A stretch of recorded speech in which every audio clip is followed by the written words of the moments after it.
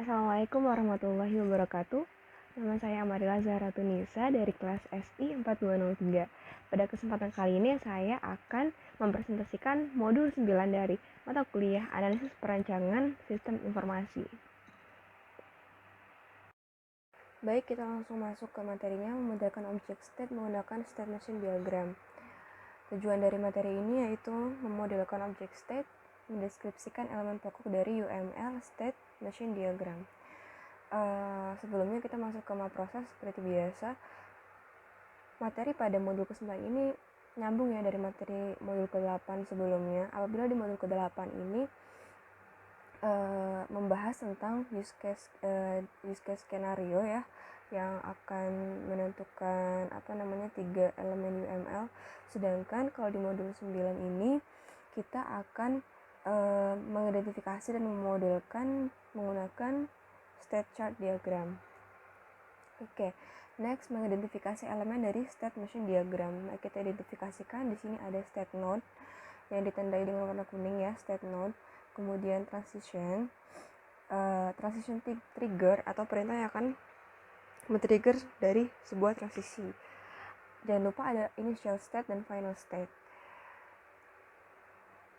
Next, kita mulai dari transisi state. Transisi state merupakan state yang merepresentasikan perubahan dari state saat jam kerja. Di sini ditunjukkan ya dengan kata yang di highlight oleh warna kuning.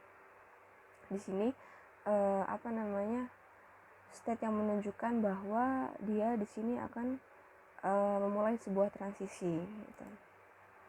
Kemudian next, struktur internal dari state node. Di sini state node merepresentasikan state dari suatu objek ya. Contohnya ada cooling di sini. Di sini jadi nama state, dan di sini event atau action yang terjadi dari sebuah state itu. Gitu. Nah, di sini kita mengenal dengan entry state, yaitu event yang menentukan tindakan saat dimasukkan ke state itu seperti apa.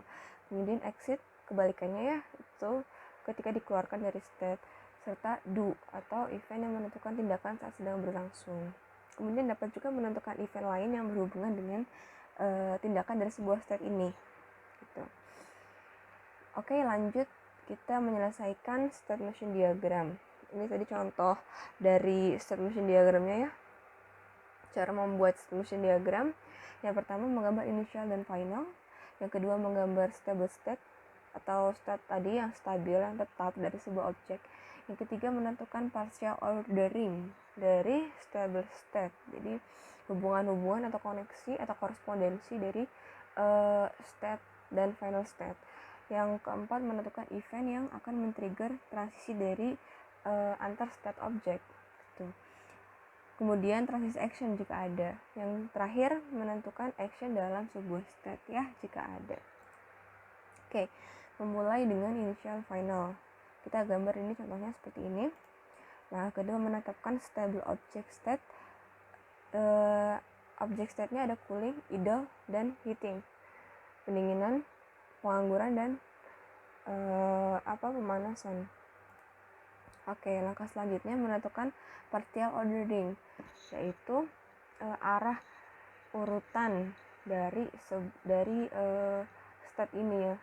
Jadi partial ordering ini kita menentukan hubungan atau alur dari final dari initial ke state kemudian ke final.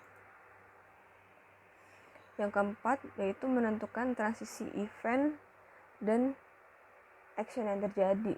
Di sini kita menentukan kapan itu terjadi ya. Jadi kita namai tadi partial orderingnya, kita namai transisi eventnya, kita namain.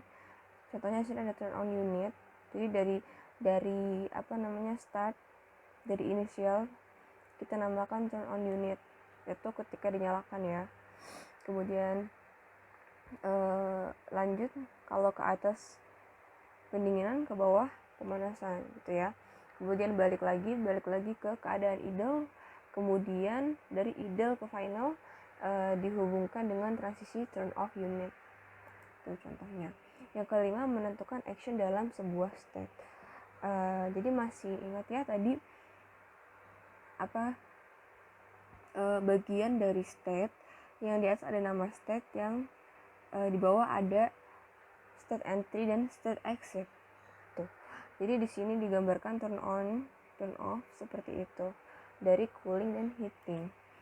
Oke, setelah event tertrigger, di sini ditunjukkan dengan menggunakan after trigger event gitu. Jadi event ini digunakan untuk buat waktu tertentu saja. Kemudian lanjut self transition.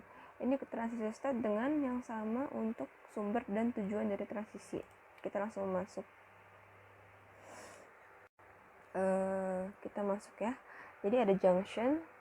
Di sini digunakan untuk menyederhanakan diagram dengan memecah transisi ke beberapa fragmen sehingga mengurangi duplikasi dari event, guard, dan actions yang tertrigger. Nih, di bawah ini ada contohnya ya.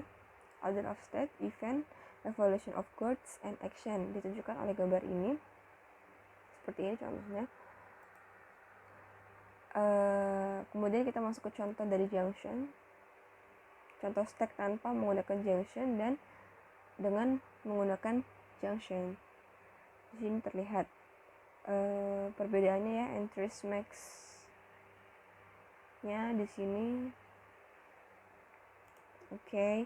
Kemudian yang kedua ada choice, digunakan untuk menyederhanakan, sama juga memecah transisi ke beberapa fragmen sehingga mengurangi duplikasi dari event, guard, dan action. Nah, bedanya dari junction, choice ini memperbolehkan dynamic evaluation dari guard. Jadi setelah transisi action fragment sebelumnya itu dia ada dynamic evaluation dari guard dulu. Nah, contohnya seperti ini. Oke. Di sini contoh choice tanpa menggunakan, contoh stack tanpa menggunakan junction di sini, dan di sini contoh stack menggunakan choice. Oh ya, ini dibedakan ya dengan simbolnya. Oke, kita masuk ke rangkuman. Jadi suatu objek mungkin memiliki state yang mendefinisikan kebiasaan unik dari objek tersebut. Yang kedua, state motion diagram menyediakan mekanisme untuk memodelkan state dan transisi dari suatu objek. Tadi seperti yang sudah kita pelajarin ya, state, transisi, dan action. Oke, mungkin sekian presentasi dari saya pada hari ini. Sekian, terima kasih. Wassalamualaikum warahmatullahi wabarakatuh.